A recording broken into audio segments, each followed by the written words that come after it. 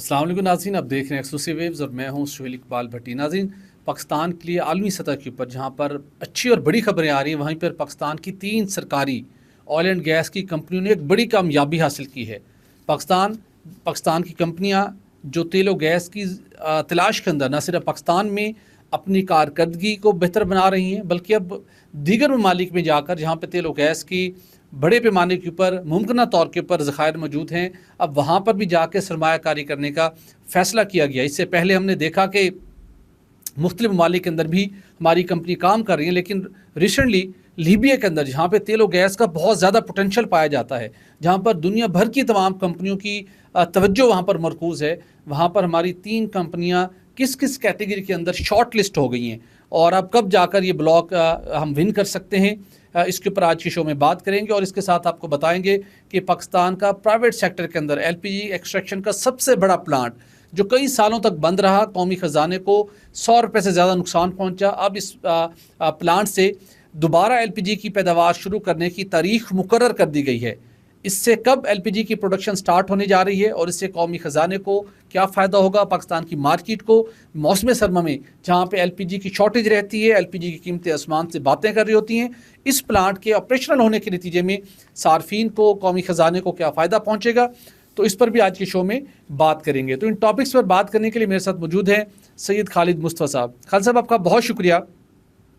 खालिद साहब, मार्क का hack operation बनाना महसूस के बाद तो लगता है कि जैसे पाकिस्तानियों की दुआएं सुनी गई हैं और आलमी सतह के ऊपर भी आपकी नेक नामी में इजाफा हो रहा है, आपके पाकिस्तान के वक़ार में इजाफा हो रहा है, आपकी कंपनियों को रिकग्निशन मिल रही है और आपका जो बिजनेस फुटप्रिंट है वो एक्सपेंड हो रहा है। बिल्कुल। इससे पहले हमारी सरकारी ऑयल एंड गैस कंपनियां जिसके अंदर ओजीडीसीएल है, पीपीएल है, माड़ी भी है, वो हम अबू धाबी के अंदर हमने जो एडनॉक के साथ मिलके डिस्कवरी की, एडनॉक इसमें शामिल हो चुकी है। इराक के अंदर हम मौजूद हैं, अजरबैजान जाने की भी कोशिश हो रही है, लेकिन लीबिया जहाँ बहुत ज़्यादा पोटेंशियल है ऑयल एंड गैस का और वहाँ पर दुनिया की टॉप रेटेड बड़ी ईएनपी कंपनीज इंटरेस्टेड हैं वहाँ पर ब्लॉक हासिल करने में।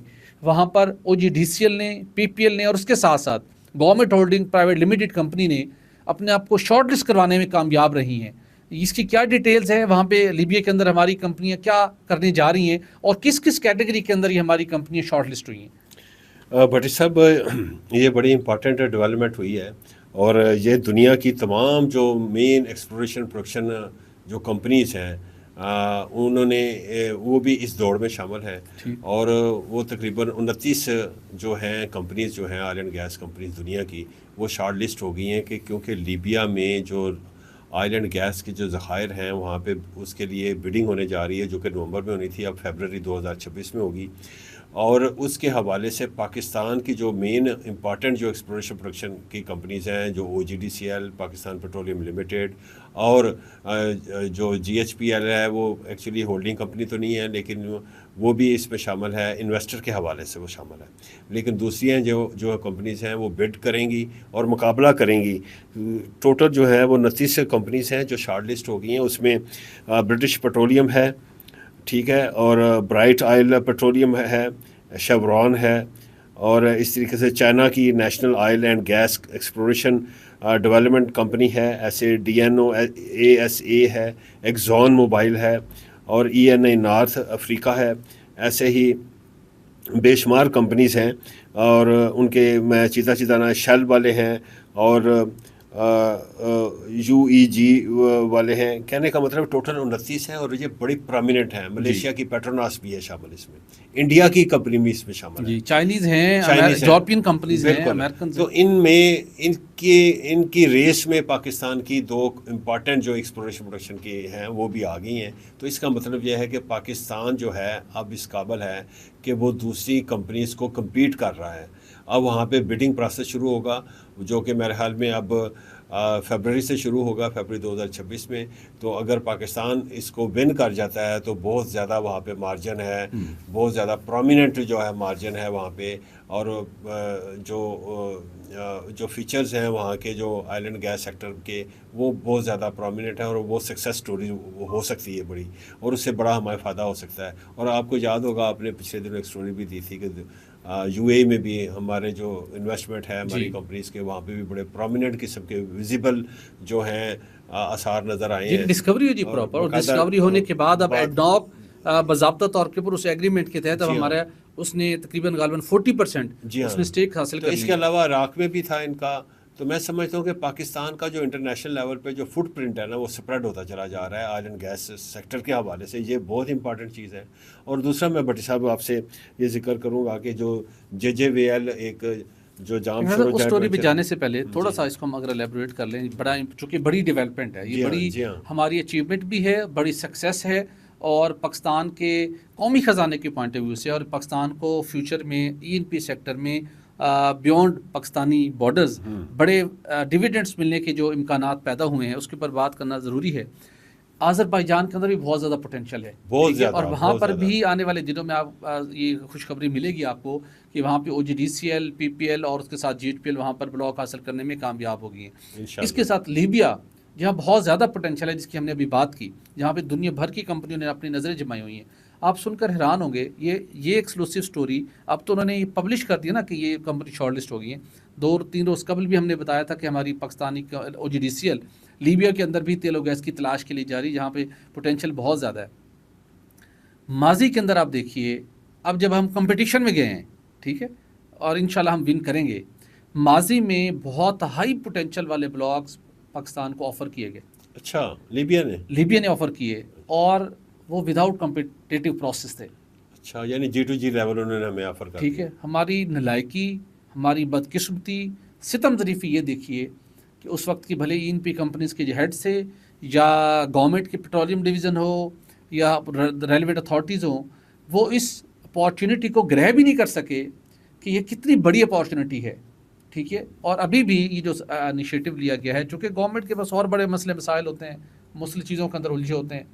जिस तरह भी SNGPL ने, ओगरा ने एक फैसला जारी कर दिया जी, पिछले 10 साल की बिल रिकवरी करें, एप्टमा वाले आ रहे हैं, business community hue and cry कर रही है, मीटिंग्स हो रही है, secretary petroleum busy, prime minister busy, calls आ रही हैं, पेट्रोलियम मिनिस्टर बिजी।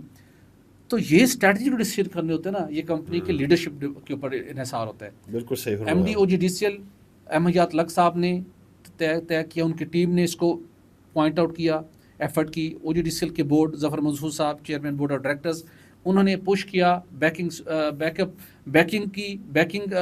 उनको पूरी हासिल रही, अल्टीमेटली आगे बढ़े। PPL के इसी तरह तरीके से इनिशिएटिव लिया, GHPL आगे बढ़ी, तो फिर गवर्नमेंट को जाके बताया कि हमने वहाँ जाना है। फिर गवर्नमेंट की भी अच्छी चीज़ें उन्होंने अप्रिशिएट की, और यहाँ पर हम अल्टीमेटली जाके प्रोसेस का हिस्सा बने, और अब हम शॉर्ट लिस्ट हो गए हैं। तो ये एक बड़ी कामयाबी है, हमें बाहर जाना चाहिए, क्योंकि हमारा मसला क्या है, जो हमारे इंपोर्टेड एनर्जी के ऊपर हमारा इन्हिसार है, हमारा इंपोर्ट बिल ओवरऑल जो 35-40 अरब डॉलर तक पहुंचा और उसने बढ़ना है। तो हमारी कोई ऐसी कंपनियां तो हो जो बाहर जाकर काम करें और उसके डिविडेंड, उसके डॉलर्स वो यहाँ पर भी ला सकें, और आपके एक्सपोजर में भी, एक्सपीरियंस में भी अल्टीमेटली आपके इजाफा होता है। तो ये बड़ी डेवलपमेंट है। तो इसकी एक और बड़ी डेवलपमेंट है, जो जिसका सहरा हमारे अवाम, हमारी इंडस्ट्री तक पहुंचाने का, खबर पहुंचाने का सेहरा आपके सर पर है।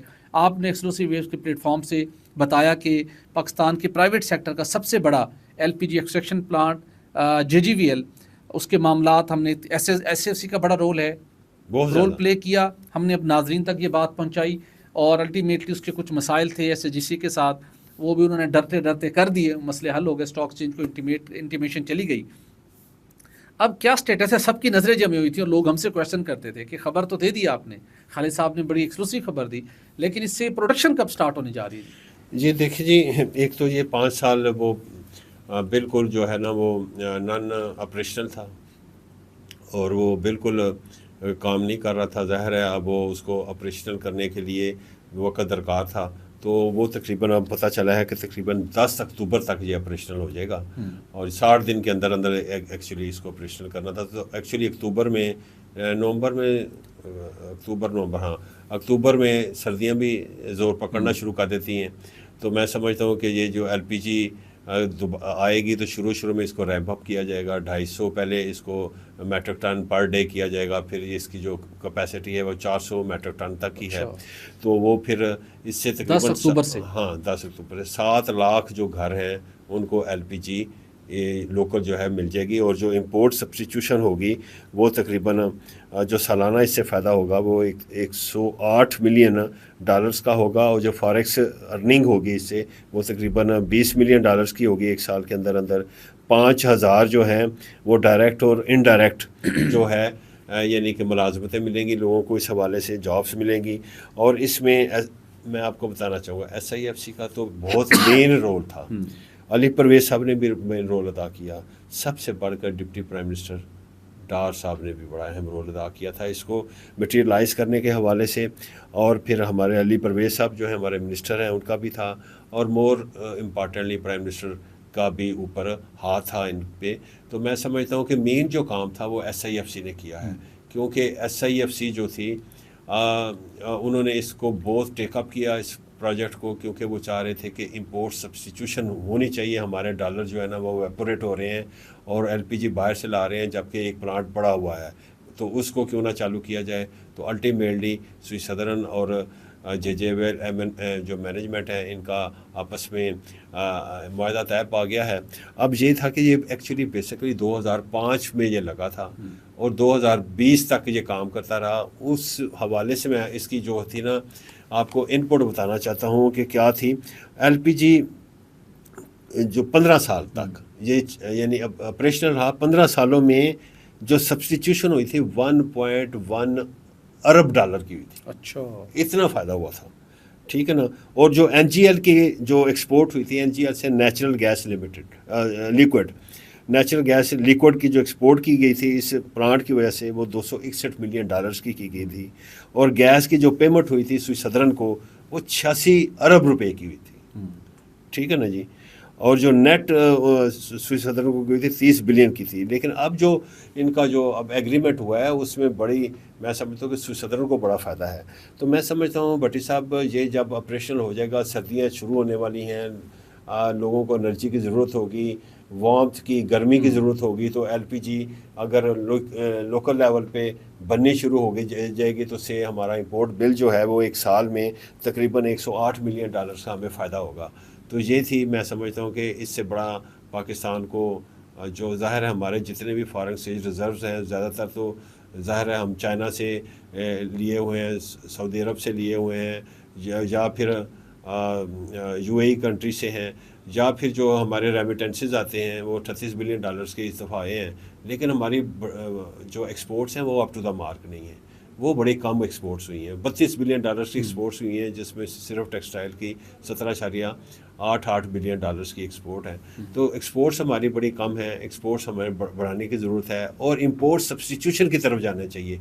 तो ये इंपोर्ट सब्स्टिट्यूशन का पहला प्रोजेक्ट है बिल्कुल LPG के हवाले से। बिल्कुल ठीक, ये एक बहुत बड़ा स्टेप है। स्पेशली पाकिस्तान जो एनर्जी की मुख्तलिफ मसनूआत को इंपोर्ट करता है वो उसके कौमी ख़जाने पर अवाम पर बहुत बड़ा बोझ बनते हैं। और कोई भी ऐसी हमारी कंपनी, ऐसी सनत जो उसका उस एनर्जी प्रोडक्ट का लोकली प्रोडक्शन के ज़रिए से उसको मुतबादल पेश कर सकते हो, इससे बड़ी कोई विन विन सिचुएशन नहीं हो सकती। रोज़गार के मौके बढ़ेंगे, मौसम सर्मा में LPG की कीमतें जो नजायज़ मुनाफाखोरी होती थी उसमें भी कंट्रोल कमी वाक़ई हो सकेगी, और उसके साथ साथ कीमती ज़र मुबादला की भी बचत हो सकेगी। तो एक बड़ा स्टेप है। हम तवक्को करते हैं कि जो 10 अक्टूबर की डेट सामने आई है, इससे 10 अक्टूबर के बाद पाकिस्तान की मार्केट के अंदर JJWL की जो पैदावारी सलाहियत है वो रिस्टोर होने से LPG पाकिस्तान की मार्केट में मकामी तौर पर जो अब तक ज़ाया हो रही थी, नहीं हम एक्सट्रैक्ट कर पा रहे थे, वो कस्टमर तक पहुँचेगी। कौमी ख़जाने में भी टैक्स की मद में भारी खतीर रकम जमा हो सकेगी। तो नाज़रीन, आज के लिए इतने ही। हमें इजाज़त दीजिए। हमारे चैनल को लाइक और सब्सक्राइब करना मत भूलिएगा। अल्लाह हाफ़िज़।